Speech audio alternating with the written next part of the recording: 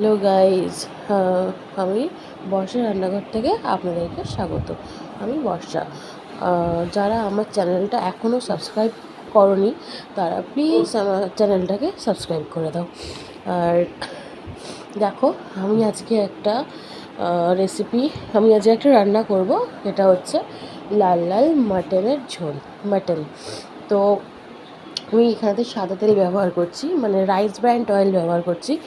এই rice brand oil আমি দিয়ে দিলাম। দেওয়ার পরে দেখলাম যে গরম হয়েছে কিনা, দেখে নিয়ে ওর মধ্যে একটা একটা করে আলুর পিসগুলোকে আমি ছেড়ে নিচ্ছি। কারণ সব একসাথে ছাড়তে গেলে গরম তেল ছিটে আসবে, তো ওই জন্য আমি একটা একটা করে আলুগুলোকে ছাড়ছি। আলুগুলোকে ভালোভাবে সব আলুগুলো দিয়ে একটু আলুগুলোকে হতে দিতে হবে ভাজা।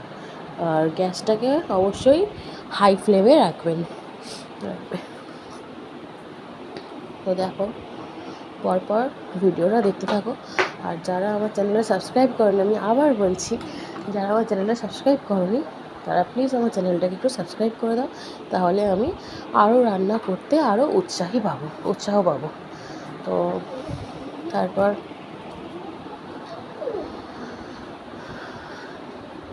আজকে আমার পতি দেবতা মানে আমার হাজব্যান্ডের খেতে ইচ্ছা হয়েছে মাটনের ঝোল।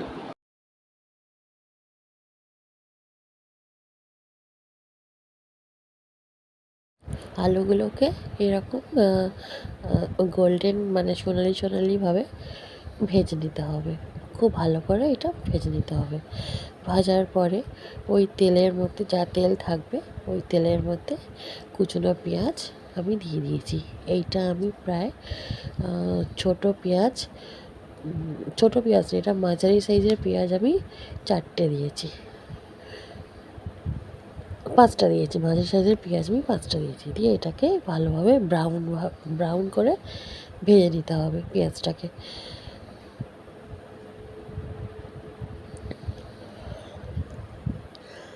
দেখুন, খুব সুন্দরভাবে পেঁয়াজটা ভাজা হচ্ছে।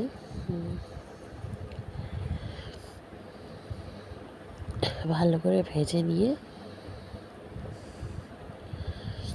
আমি খুব একটা ফোড়ন দিই না, হ্যাঁ, সব রান্নায়।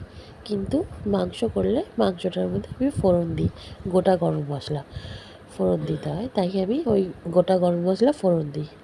আর পেঁয়াজটা ভালো করে ভাজা হয়ে গেলে ওর মধ্যে পেস্ট করে রাখা আদা রসুন দিয়ে ভালো করে কষাতে হবে।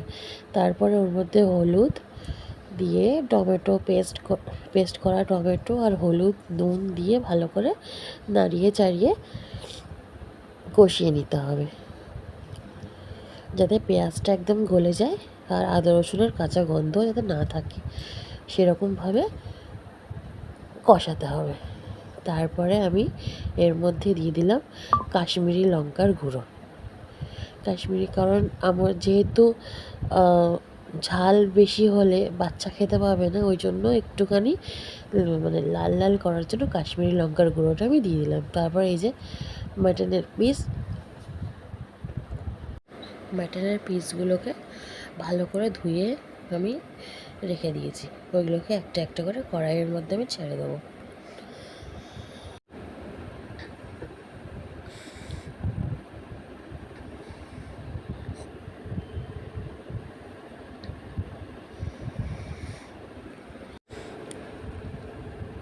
এই যে মাটনের পিসগুলোকে আমি সব ছেড়ে দিচ্ছি।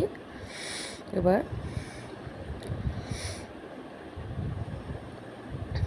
এই মাটনটাকে আমি প্রেশারে দিই না, কারণ প্রেশারে দিলে বেশি সিটি পড়ে যাবে, বুঝতে পারবো না, গলে যাবে।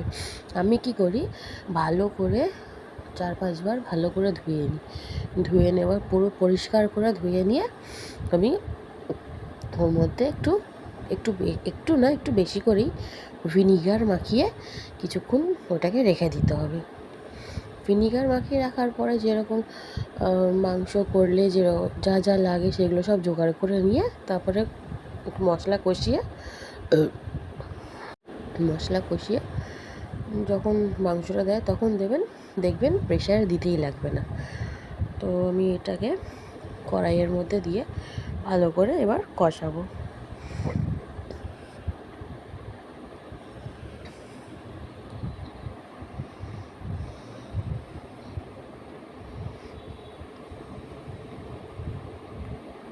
দেখুন খুব সুন্দরভাবে তেল ছেড়ে এসছে, খুব ভালোভাবে কষানো হয়েছে। তাও যতই তেল ছাড়ুক আপনাকে এইগুলো ভালোভাবে কষাতে হবে যাতে সেদ্ধ হয়। আর আরেকটা জিনিস মনে রাখবেন, মাংসতে, যে কোনো মাংসতে ফুটনো জল দেওয়া, মানে জলটাকে ভালো করে বয়েল করে নেবেন আলাদা। ওই জলটা মাংসর মধ্যে দিলে, যে খাসির মাংস, মুরগির মাংস যাই হোক, সেদ্ধ খুব তাড়াতাড়ি হবে আর টেস্ট আরও বাড়বে। তো আমি পাশে জল ফোটাতে দিয়ে দিয়েছি, আর জলগুলো ঢেলে, মানে ফোটানো যে জলটা রেখেছিলাম ওইটা আমি কষানোর মধ্যে ঢেলে দিয়ে এই আলু যে আলাদা করে আমি ভেজে রেখেছিলাম সেইগুলো আমি এবার একটা একটা করে দিয়ে দিচ্ছি।